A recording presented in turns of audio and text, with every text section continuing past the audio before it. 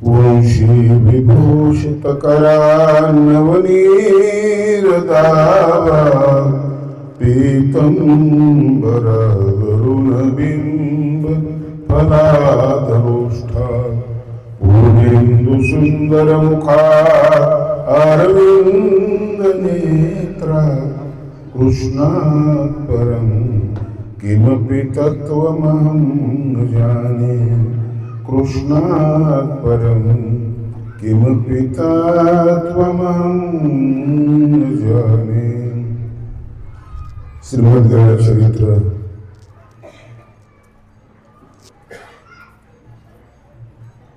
ग्रंथावरचे निरूपण वेळेच्या क्रमाने सूत्रांना सोबत घेत दृष्टांत डोळ्यासमोर दाखवत सिद्धांताचा संकेत करणारा असा हा ग्रंथ आहे। चक्रधर स्वामींच्या लीळा त्याच्यात आहे म्हणून लीळा आहे आणि भक्तांचं चरित्र त्याच्यामध्ये आहे म्हणून चरित्र आहे। दोन शब्दांचं हा संयुक्त अशा प्रकारचं नाम आहे लीळा चरित्र। म्हणजे इथे तुम्हाला माणसंही भेटतात आणि ईश्वरही भेटतो। दोन गोष्टीच आपल्याला या ठिकाणी दर्शन होतात। ठाले परिवाराने हा अत्यंत महत्त्वाचा कार्यक्रम ठेवला आणि त्यासाठी आदरणीय श्रद्धेय चतुरस्त्र आमचे महंत अविराज बाबा यांची नियुक्ती त्या ठिकाणी त्यांनी केली। प्रवाचक कसा असावा याचं उदाहरण बाबांचं चरित्र ऐकत असताना आपल्या लक्षात येतं। असंच मी संतोष शास्त्रीजी यांच्या मुखातून काही लीळा मी ऐकल्या होत्या। हे दोन्ही वक्ते फार जबरदस्त वक्ते आहेत। संप्रदायामध्ये एक चांगलं वातावरण निर्माण करण्याच्या दृष्टिकोनातून ते सतत प्रयत्नशील असतात। आता आपण जे भजन ऐकलं तर पृथ्वीराज दादांचं, त्यांचे वडील विद्याधर दादा दीक्षानंतर वय झाल्यानंतर 60 नंतर त्यांनी दीक्षा घेतली। दीक्षा घेतल्यानंतर खूप ग्रंथ लिहिले। लिखाणासाठी तुम्हाला म्हातारपण आढळून येत नाही, तुमचं अडाणी पण आढळून येत नाही, कारण ऊर्जाच अशी असते की तिच्यामध्ये इच्छाशक्ती असते आणि इच्छाशक्ती नदी जसं डोंगराला तोडत फाडत रस्ता निर्माण करते ना, अशी इच्छाशक्ती असते। ही आपल्या आपण ओळखायला पाहिजे। आपण ओळखत नाही, इतरांची पाहतो आणि पाहिली की मग जळतो नाही तर विरून जातो। आपला पराभव आपणच करत असतो। आणि त्यांच्या मुशीमध्ये त्यांनी अभ्यास केलेला आहे। खूप छान त्यांनी वचन गायलेले। मला माहिती आहे त्यांचा आवाज उघडा आहे।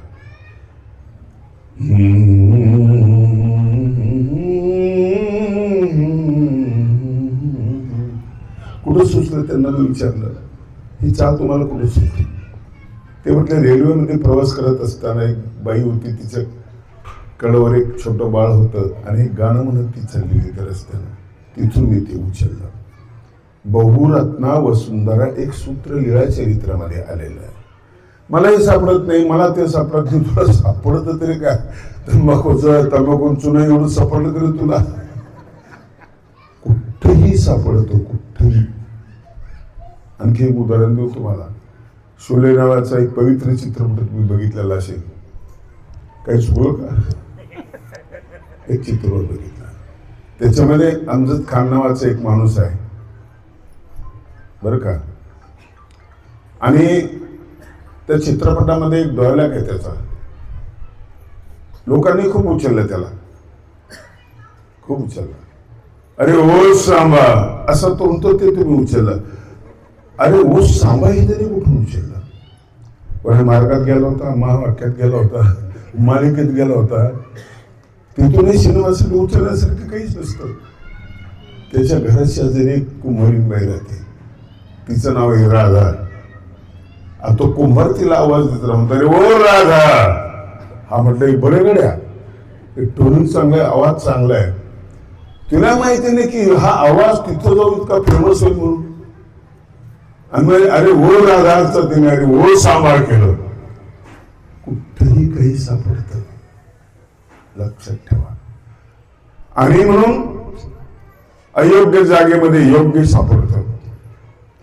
टाकून दिलेल्या वस्तूमध्ये चांगल्या वस्तू सापडतात आणि हुशार माणूस त्याची एक टिकाऊ अशा प्रकारची कलाकृती बनवतो। बिस्लरीच्या बाटल्यापासून कुठं गणपती तयार करावा, बिस्लरीच्या बाटल्यापासून सुंदर सुंदर आकाराच्या वस्तू आणि त्या महाग किमतीमध्ये विकाव्यात. ही ताकद त्या फेकून देणाऱ्या वस्तूमध्ये आहे की तिच्याकडे पाहणाऱ्या वस्तूमध्ये आहे की टाकून देणाऱ्या माणसामध्ये आहे? कशामध्ये ताकद आहे? टाकून दिलेल्या माणसाला त्यातली कला दिसलेली नाही. आताच्या काळामध्ये औषध माझा आवाज बसला म्हणून मी खूप दवाखाने केले, ते कंठ सुद्धा वापरली, ते केमिकल वापरलं, गोळ्या घेतल्या, सगळ्या घेतल्या. का पण टाकून दिले ते आपल्या लक्षातच नाहीये. रात्री मला एक बाई म्हणे, बाबा तुम्ही ते हिरडा बिरडा. अरे म्हटलं काय जुन्या गोष्टी, इकडे काय बिमाऱ्या बदललेल्या, तू टणटणी सांगते. म्हटलं नाही तुम्ही करून पहा. सकाळी मी तो बेडा घेतला, भाजला. आज माझ्या सोबत तो आहे, अधूनमधून त्याला चावतो मी. त्याने माझा आवाज उकलला म्हणून मी इथं बोलू लागलो. मी बोलण्याच्या स्थितीमध्ये नव्हतो. धुळे जिल्ह्यामध्ये एकदा प्रवचनाला गेलो, दात खूप दुखायला लागला मला, खूपच दुखायला लागला. अरे म्हटलं बोलू कसं, मला ठणक लागते दाताला. ते म्हणे थांबा. गेला, कापसाचा गोळा घेतला, मोटरसायकलचं पेट्रोल काढलं, त्याच्यामध्ये बुडवला, आजकडे आणला, म्हणजे दाताखाली ठेवा. दाताखाली ठेवला, 1 तास दात अजिबात दुखला नाही. गाडी तर पेट्रोल गाडी तर चालते, बोलणं. आणि हे स्वामी सांगतात आम्हाला लक्षात ठेवायचं. कदर स्वामीच्या पूर्ण चरित्रामध्ये हेच आहे. आणि हेच असून आपल्याला आपण उपदेश कसा करायचा याबद्दल स्वामी सांगतात. सारंग पंडित नावाचा एक माणूस आहे लीला चरित्रामध्ये. बरोबर, तो सुरुवातीला बायको धार्मिक आहे, त्याची मुलगी खूप चांगली आहे, पण धीरे धीरे त्याच्यामध्ये बदल पडला आणि तो विपरीत झाला, फारच विपरीत झाला. असं या मनामध्ये होते, बाहेरनं शिकवणं त्याला आवडलं नाही. आपल्याला आजही काही गोष्टी आवडत नाही. लोक आरामीच असावेत, तसेच असावेत, आपल्याला असं आजही वाटतं. असं त्यालाही वाटायचं. त्यालाही मार्गदर्शन केलं. पण एक गोष्ट, सर्वज्ञ उत्तरापंथी निघून गेल्यानंतर त्याने काय केलं, तो रुद्रपूरला गेला. थोडासा कणभर भाव उरलेला होता. रुद्रपूरला गेला आणि तिथे गेल्यानंतर बाकीच्या परिवाराला सांगितलं, मला श्रीप्रभू कोणी दाखवू नका बरं का. मला दाखवलेले बरोबर, स्वामीने दाखवलेले, मला कोणी दाखवू नका. आणि मग स्वतःशी बोलायला लागला. स्वतःशी बोलायला लागला तर श्लोकामध्ये बोलायला लागला. आणि एकच श्लोक म्हटला, त्याचा एकच श्लोक आहे. भगवद्गीतेचे 700, महाभारताचे 18,000 आहे, पुढे 1,00,000 होत गेले. ते सारंग पंडिताचा एकच श्लोक आहे, फक्त एकच श्लोक.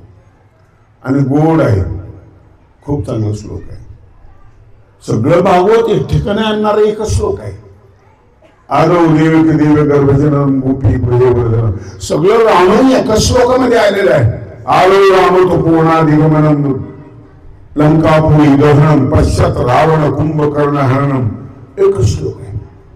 प्रायश्चित्ताचा एकच श्लोक आहे, पापोहम पाप कर्माहम. एवढा मोठा पसारा कशाला? म्हणून स्वामी सूत्रामध्ये बोलत होते, म्हणजे आपलं म्हणणं थोडक्यात सांगा, हा स्वामींचा उद्देश होता. फापट पसारा नाहीये. स्वामी थोडक्यात बोलत होते. सारंग पंडिताचा श्लोक आज मी थोडस वाचलं आणि माझ्या लक्षात आलं, मी याच्यावर बोलायला पाहिजे होतं. फार श्लोक आहे, खूप चांगला श्लोक आहे, बोलायला पाहिजे याचं, कारण त्याचा अर्थ इतका महत्वपूर्ण आहे. आता आम्ही उपदेश करतो, तुम्हाला उपदेश करतो, टीव्हीवरून उपदेश करतात, ते जगाला उपदेश करतात. घरामध्ये निरूपण होतं, ते घराला उपदेश करतात. काही लोक स्वतःला उपदेश करतात, नाही माझं चुकलं बरं का, मी तसं नसतं करायला पाहिजे, मी असं करायला पाहिजे. आणि हा श्लोक शरीरा नावाच्या नगरीमधले आपल्या इंद्रिय नावाच्या परिवाराला निरूपण करतो. हृदय भज परेशम स्वामीनम वृंदमख्यम. असं उपदेश कधी ऐकले तुम्ही? तुम्हीच तुमच्या डोळ्यात म्हणतो, डोळ्यांना चांगलं वगैरे. डोळ्यांना तुम्हाला मिळणारे स्वरूप हा विठ्ठलाचे मुख. आमचा मूर्ती प्रकाशकार म्हणतात की कैसे पाय दुराचारी. अरे माझे पाय किती दुष्ट आहे, भलत्या ठिकाणी घेऊन गेले मला. पायाला वेगळा उपदेश, हाताला वेगळा उपदेश, डोळ्याला वेगळा उपदेश, तुमच्या मनाला वेगळा उपदेश. उदय माझा परेशान स्वामीनं मुंडमाख्यम. हे भगया, अस्थिर बुद्धीचा माणूस इथं स्थिर कसा झाला? स्थिर होण्यासाठी काही गोष्टी लागतात तुम्हाला. ते देवाने सुद्धा स्वीकारलेले आहे. तुम्हाला काय काय आवडतंय देवाने स्वीकारलेलं आहे, आणि ते ज्याच्याकडे नाही ना तो मग बाजूला पडलेला आहे. अहिशी वेद का बोध का भवभूता आनंद संकार का. परमेश्वर कसा असो, पहिली गोष्ट वेद काय तो. वेद म्हणजे आकर्षण निर्माण करणे. पाण्यामध्ये तुमचं बाळ आहे, त्याला आकर्षण निर्माण करण्यासाठी बोल चिन्ह टांगलेले आहेत तुम्ही, खोटे आहेत. पण एक थोडासा बदल. तुम्ही जेवायला बसलं तर तुमच्या ताटामध्ये चपाती आहे, भात आहे, पण करमणूक म्हणून थोडस पापड सुद्धा आहे. तुकडा टाकला, कुरकुरू टाकला की तरी तुम्ही तिथं बोर होता. काही सेकंद मध्ये बोर होता. तेच का दुसरा तुकडा पापडाचाच का नाही, बदल पाहिजे. मग अर्धा भाजा तोडता, तोंडात टाकता, कांदाचा होता. काय मजा वाटतो, काय मजा वाटते. परत मग कळीकडे जाता.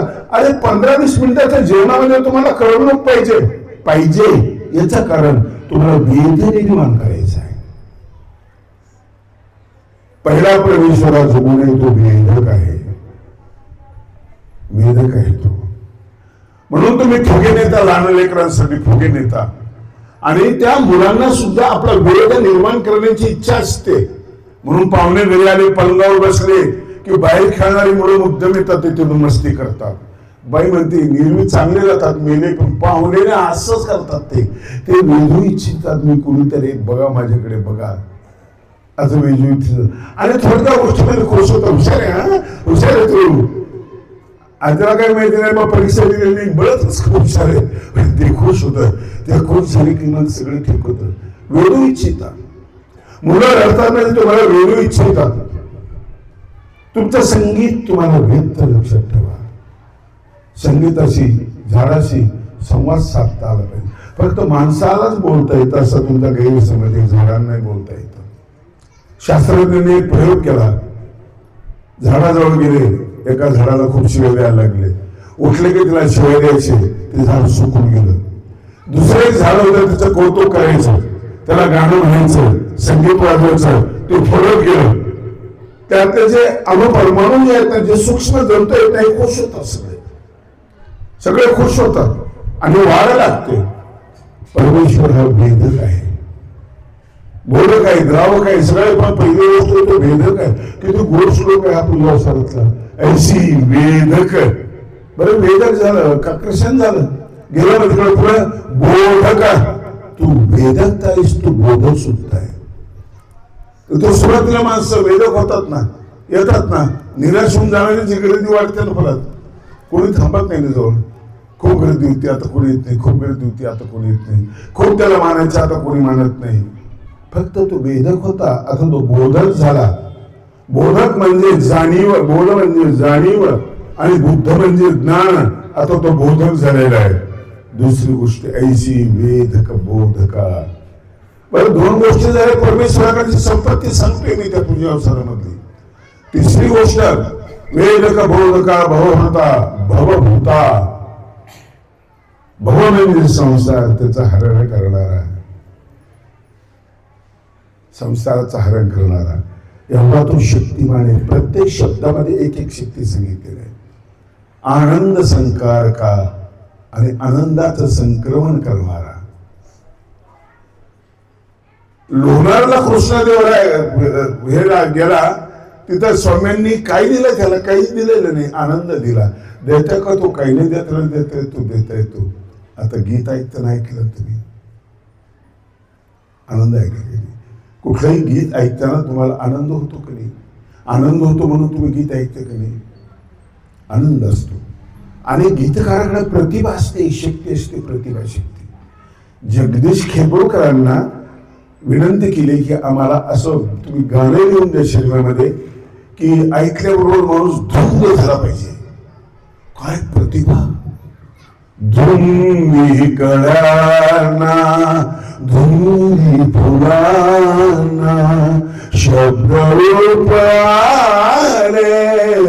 मुका भावना. धुंद शब्द ऐकल्याबरोबर गाण्याची तयारी, गाण्याची रचना हे प्रतिभेचं काम आहे. प्रतिभा चाकोरीत राहत नाही, लक्षात ठेवा. ब्रह्मविद्या असते, प्रतिभा बाहेरून फिरते, मध्ये घुसते आणि तिथे ती फुलत असते. मला वाटली त्या जगदीश खेबोळकरांची लोक धुंद झाली पाहिजे म्हटले असं गाणं तयार करा तुम्ही. तो शब्द पकडला, धुंदी कळ्यांना धुंदी फुलांना. शब्द किती गाजलो ते गाणं, किती गाजले गाणं. म्हणून प्रत्येक गाणं शक्ती घेऊन आहे, प्रत्येक कविता शक्ती घेऊन आहे. सगळ्या शक्ती संपन्न आहे बहुरत्ना वसुंधरा. म्हणून मी म्हणतो एकही धर्म रिकामा नाही, एकही पंथ रिकामा नाही, एकही संप्रदाय रिकामा नाही. सगळीकडे चांगलं आहे. जे जे स्वामींनी सांगितलं ते अगोदरच्या अवताराने कथन केलेले ते सगळं विखून लिहिलं आहे. नका परकेपणा मागू, नका तुझ्यासारखा वागू. सगळं एकत्र ब्रह्मविद्येमध्ये आला हा आपला मोठेपणा आहे. एकत्र कुठं आलेलं नाहीये, हा आपला मोठेपणा आहे. म्हणून बोलायचं आता कंटाळलो ना. मी किती वर्षापासून बोलतोय, 73 पासून बोलतोय. कंटाळलो, घसा 2-4 वेळेस बसला, बोलतच राहिलो, कंटाळलो. आता नको वाटायला लागलं. आता वाटायला लागलं की ऐकायचं खूप राहिलंय. आपण घाई केली बोलायला. खूप चांगले वक्ते आहेत वेगवेगळ्या संप्रदायाचे. मी लिहायला लागलो, लिहिलं 41 पुस्तकं झाले माझे. आता वाटायला लागले की वाचायचं खूप राहिलं, आपण घाई केली लिहायची. थोडं तयारीने आपण लिहायला पाहिजे होतं. आता हे गीत ऐकून मला असं वाटलं आता प्रवचनाच्या सभा तर खूप झाल्या, पण ऐकण्याच्या सभा ठेवा. फक्त गाणे, फक्त गीत आणि भजन एवढंच होत नाही. कार्यक्रम अनुप जलोटाचे होतात ना कार्यक्रम, उल्हासचे कार्यक्रम होतात ना, भजनाचे कार्यक्रम होतात ना, वारकऱ्यांचे कार्यक्रम होतात ना. फक्त ऐकायचं. तुमचं मन भरलं ऐकून. आता तुमचं कान तृप्त करा ऐकून, कान तृप्त करा, तृप्त करा कान. गात असताना आणि ऐकत असताना त्याची तयारी ठेवा. शास्त्रीय संगीत थोडंसं होत नाही असू द्या तुमच्याकडे. मी उदाहरण देत असतो की आपण देवाला स्नान घालतो किंवा आपण देवाला झोपू घालतो, शेज करतो, त्यावेळेस आता हो सुखी निद्रा करावी अवधूता, स्वामी करावी भगवंता. डोळे लागतात की नाही. चिन्मय परसुख धामा जाऊन पहुडावे त्वरिता. मुलगा आपोआप झोपतो, राग आहे त्याच्यामध्ये.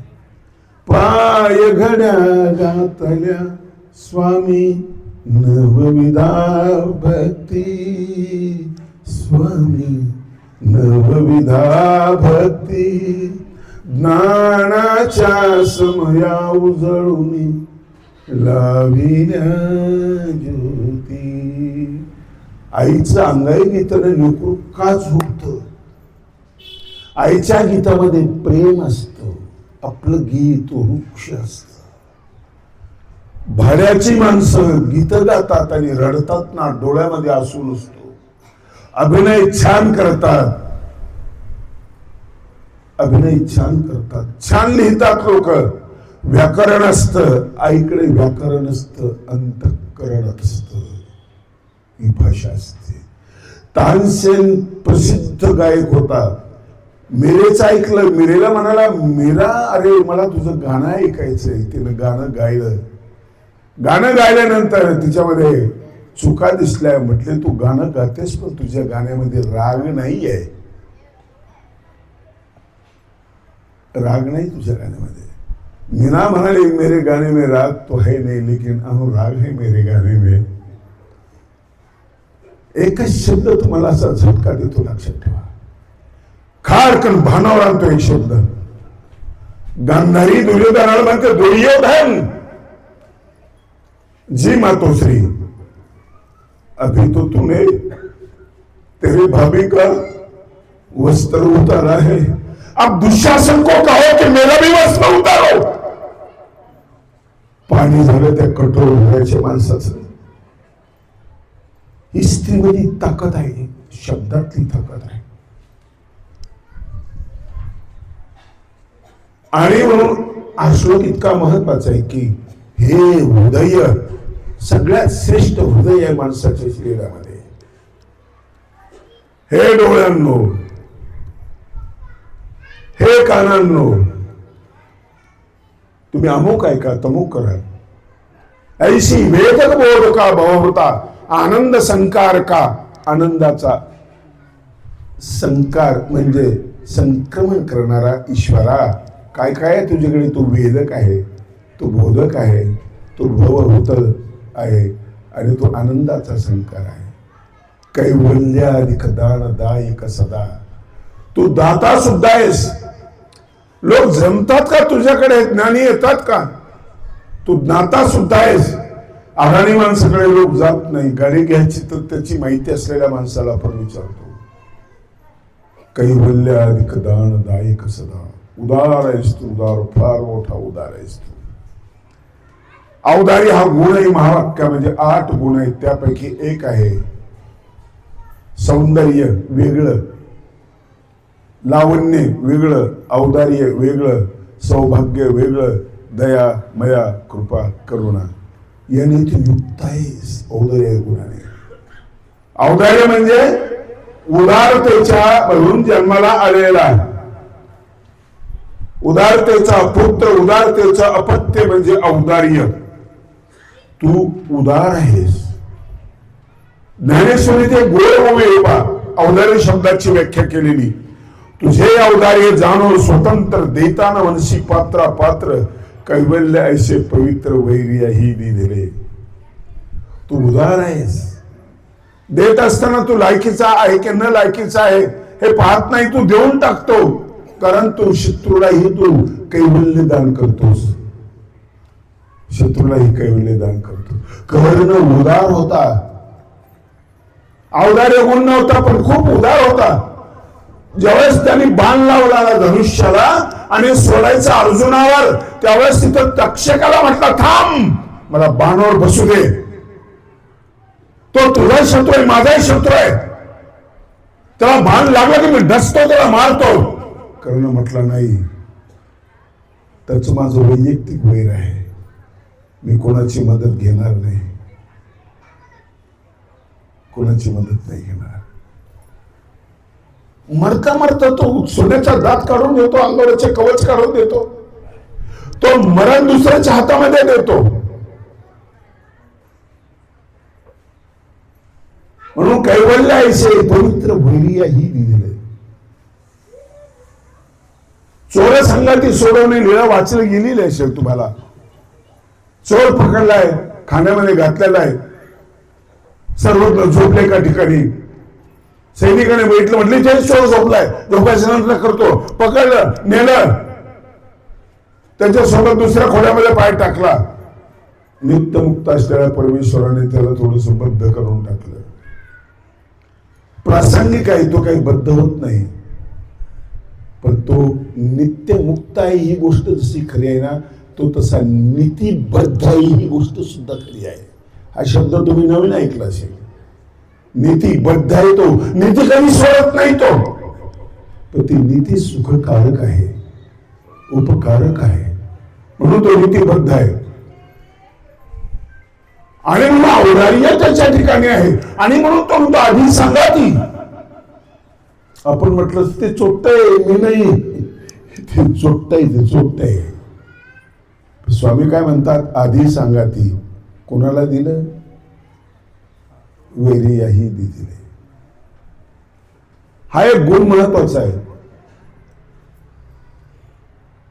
औदार्य संकार का, औदार्याचं संक्रमण करणारा. तेच पुढे भक्त तसं झालेलं आहे. देवगिरीच्या दरबारामध्ये नरेंद्र कवी म्हणजे तो गुण उतरलेला आहे. प्रत्येक ओळीला एक सुवर्णाची मुद्रा मिळते. म्हटलं नाही लागत मला, मी कृष्णाला अर्पण केलं. राजा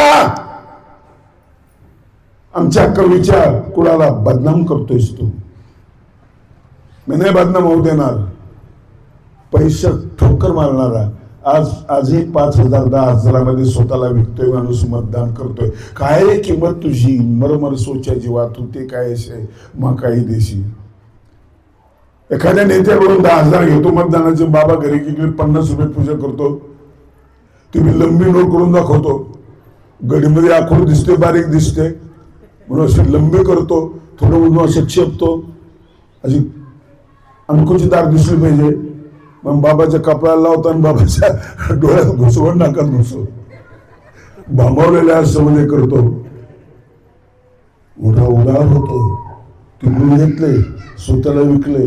50 रुपये तुझी किंमत, मोक्ष तुझी किंमत आहे.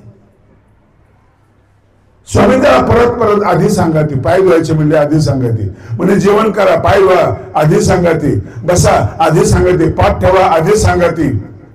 कुणाही एवढं उदार. आम्ही बसलो ना एकमेकाचे कपड्याच्या गाड्याची पदर मोजत असतो. आम्ही होतो कधी कधी प्रयत्न, तिकडे 2 पदरे जास्त दिसत, आपल्याकडे 1 पदर कमी. आधी सांगा ती. कोण म्हणते उदार? उदार कोण आहे? श्री चक्रधर स्वामी. पलंगावर झोपा आधी सांगायची. ते तर लटलट करायला लागले माणसं मत सगळं. पण लटलट पुढं पुढेची जे म्हणे भजाबी तोंडात एक आणि पुढे ते कुरड्या बी येईन, रस बी येईन, तूप बी आहे असं म्हणून माणूस आता चाकू घेऊन उभा आहे. तू म्हणतो बाहेर ये जरा, बाहेर ये जरा, खाईल का तू? त्याची इतकी व्यवस्था इतका घरातल्या लोकांना राग आला, याला असं चेंदावेला असं ठेचो म्हटले. पण काय करा, ते स्वामीमुळे काही करता येत नाही आपल्याला. आधी सांगा ती. त्याला एका गादीवर झोपवलं. नंतर स्वामी झोपले एका पलंगावर. ते विचार करायला लागले, देवा तुम्ही निवडून गेलं तरी लेखशील ती, हे मला बहुतेक मारते म्हणे, मी पळून जाऊ, खिडकीतून जाऊ का पळून? मी उदार आहे म्हटलं, जा पळून जा. अवतारी ऐशी वेदक बोध का भव होता, आनंद संकार का कैवल्य अधिक दानदायक सदा. पुढे कसा आहे तुझा आत्मा? शुद्ध आत्मा आहे. कसा आहे तो? निर्मळ आहे. सगळं निर्वचन आलं याच्यामध्ये. एका श्लोकामध्ये मी तुम्हाला एका श्लोकात रामायणाला सांगितलं, एका श्लोकात महाभारताला सांगितलं, अर्ध्या श्लोकात सगळे येत असं शंकराचार्यांनी सांगितलं.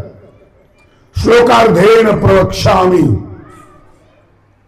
जे उपनिषद ग्रंथ सगळ्याचा सार मी एका श्लोकात आणतो. अर्ध्या श्लोकात एकच सार आणतो सगळा. गोष्ट सांगितली की नाही मला आठवत नाही, पण सांगतो. मागे सांगितलेलं असेल कुठंतरी. एक राजा असो, प्रत्येक ग्रंथाचं पुस्तक पाहतो, पाहता पाहता वैतकून जातो. वारकऱ्यांची किती ज्ञानेश्वरी, अमृतानुभव, चांगदेवपासाची, एकनाथी भागवत, हरिपाठ, अरे बाप ना, एवढे ग्रंथ कधी वाचायचे वय. मानवांची किती, मानवांचे 7,500 ग्रंथ. अरे डोक्याला ताण झालं म्हणे, एवढे ग्रंथ कधी वाचायचे म्हणे. मग सगळ्या पंथाच्या लोकांना, धर्माच्या लोकांना बोलवलं, मुस्लिम, बौद्ध वगैरे सगळे, सगळ्यांना सांगितलं की तुमच्या सगळ्या ग्रंथाचा सार एकाच ग्रंथात येईल असा एक ग्रंथ तयार केला, नाही तुम्ही तुम्हाला मारून टाकीन. माराच्या भीतीनं कोण काही करत नाही. बसले भाऊ सगळे केला कसा तरी एक ग्रंथ तयार. आले 4-5 ट्रक भरतील एवढे ग्रंथ कधी वाचायचे वाटते? पागल झाले का तुम्ही? लोकांना काही कामधंदे आहे की नाही? आज तर वेळच मिळत नाही अजिबात. आणला एक ग्रंथ, ठेवला समोर असा. महाराज हा ग्रंथ, बरं केलं, छान केलं, पण आणखी एक काम करा. हा ग्रंथ एकाच पानावर आणा, याचा आशय एकाच पानावर. म्हणजे हो महाराज समोर जमर एका पानावर एवढं म्हणून जमतं म्हणे. जमतं रे, असं का करता तुम्ही? म्हणजे कसं काय जमतं महाराज? अरे शेतकरी म्हणजे 2 ट्रक घेऊन जातो रे मोंढ्याला धान्य, आणि ते विकून टाकतो आणि त्याचे पैसे पिशवीमध्ये घेतो. एका पिशवीमध्ये, लहान पिशवीमध्ये. ती पिशवी घेऊन तो सोनाराच्या दुकानात जातो आणि तिथून सोनं घेतो, हातामध्ये कडं घेतो, ओझं कमी झालं की नाही, 5 ट्रकचं ओझं कमी झालं, कड्यामध्ये ते आलं, किंमत सारखीच, जमलं की नाही. ही शेतकऱ्याला अक्कल आहे, तुम्हाला जमत नाही का? नाही तुम्ही फाशी देईन तुम्हाला. बसले हो सगळे एक ठिकाणी, सगळं तुमचं काय मत, तुमचं काय मत, सगळ्यांचं जुळतं मिळतं असं लिहिले एका पानावर आणलं. ते भारत माझा देश आहे, सारे भारतीय माझे बंधू, एका पानावर. राजच म्हटलं खूप चांगलं, तुमचं अभिनंदन. पण आता आणखी एक करा म्हणजे काय, एका वाक्यात आणा, सगळा ताण मिळतो म्हणजे डोक्याचा. ग्रंथ वाचन ते वाक्य वाचलं की सगळे ग्रंथ वाचल्यासारखं होतं म्हणजे. चुकू काही देऊ नका. ग्रंथांनी आणलं एका वाक्यामध्ये, आणून ते वाक्य समोर ठेवलं. एकच वाक्य सगळ्या धर्माचे ग्रंथ त्याच्यामध्ये. शंकराचार्य तुम्ही काय म्हणता, श्लोका देन प्रवक्ष्यामी, अर्ध्या श्लोकात सांगितले, एका वाक्यात सांगतोय आम्ही, एका वाक्यात सांगतोय. आणि मग ते वाक्य समोर ठेवलं. ते वाक्य खूप छान होतं. कसं होतं आता नाही सांगणार मी, पुढच्या कार्यक्रमात सांगेल तुम्हाला.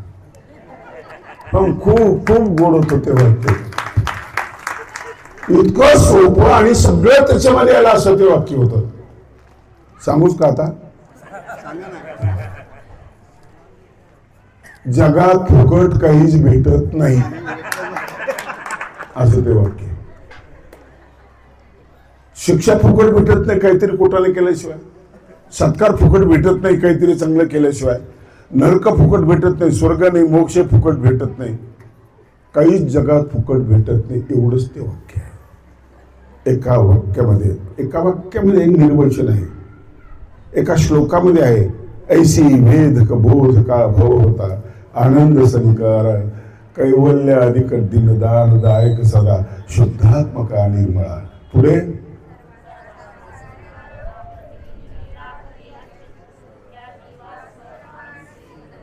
त्या जीवा, असा जो आहे ना, वेद काय बोध काय असा, असं जो आहे त्याचं स्मरण कर,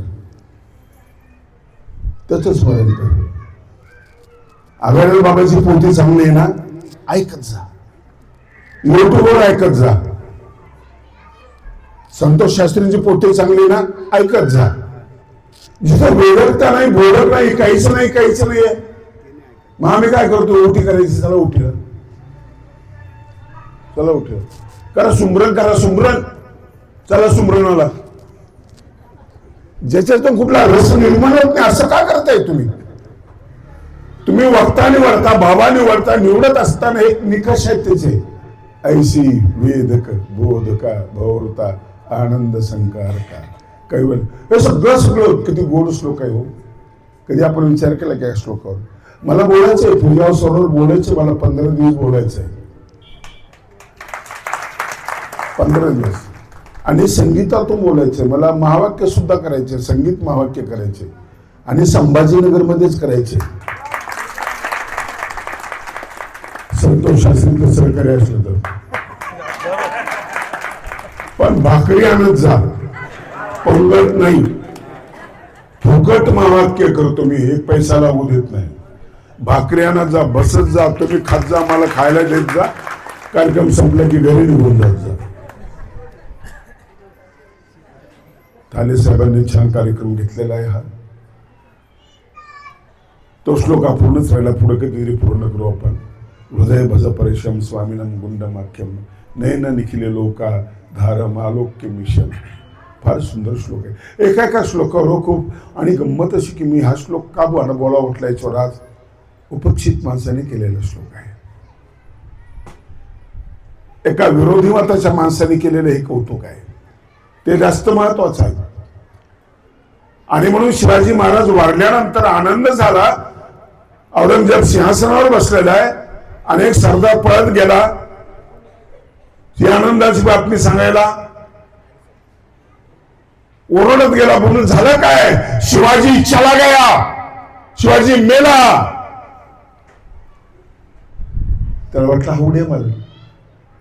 तो आसनावरून खाली उतरला, चादर टाकली, त्याच्यावर बसला, हात वर केले, अल्लाची प्रार्थना करायला, या अल्लाह, ए परवरदिगार, जन्नत के दरवाजे खुले रखो, मां बहन की इज्जत करने वाला शिवा आ रहा आहे. सगळे इतिहास बाजूला करा, शिवाजी महाराजांचं कौतुक करणार आणि त्या औरंगजेबाचं हे वाक्य इतकं गोड, इतकं महत्वाचं की तरी मानलं, हे महत्वाचं आहे. म्हणून हृदय भज परेशान स्वामीनं गुंड वाक्य. ज्ञानासमोर ताठर राहिला स्वामींच्या, परंतु प्रेमाच्या समोर विरघळला. हा सारंग पंडित त्या ठिकाणी विरघळला तो. म्हणून एका श्लोकाचा एक सुंदर असा ग्रंथ होऊ शकतो. विरघळला, ती जागाच अशी रुद्धपुरची. हातामध्ये मशाल घेऊन चालणाऱ्या माणसाला जगात काही सापडलं नाही. त्याचा अहंकार सापडला, पण तो जळून गेला होता. त्याची राख झाली होती रुद्धपूरच्या चुलीमध्ये. ते राख तो आपल्या हाताने बाहेर काढत होता. माईन भट्ट तिथे या वर्षाची महाचिंतनी 9, 10, 11 जानेवारीला आहे. त्यानिमित्ताने मी एक चिंतनीचा कार्यक्रम शेअरमध्ये घेईल संभाजीनगरमध्ये. सगळ्यांनी या, युट्यूबला कळेल तुम्हाला. आणि भाकरी घेऊन या, पंगत नको कोणाची. काय मजावर सगळे पदार्थ, मी 100 पदार्थ माझ्याकडे लीक आहेत. भाजून भुजून आहे, खळगूट आहे, हे सगळे पदार्थ आपण विसरत चालू आहे. सगळे पदार्थ घेऊन या एवढं सांगतो. आणि अविराज बाबांना मी या ठिकाणी दीर्घारोग्य आणि प्रतिभा त्यांची फुलत जावं अशी देवाला प्रार्थना करतो आणि माझे 2 शब्द सांगतो.